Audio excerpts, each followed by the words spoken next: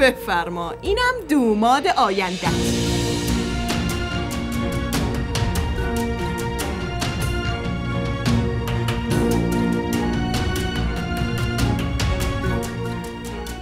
وای خوش به حالت رومینا جان، خیلی دوماد خوبی نصیبت شده. الهی چشم بد ازش دور باشه.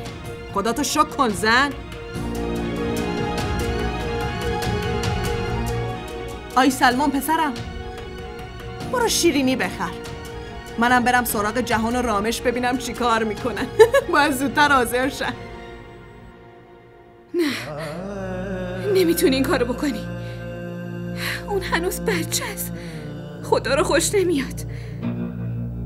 با بد کسی طرف شدی. توهینی که بهم کردی و به این راحتی ها نمیبخشم.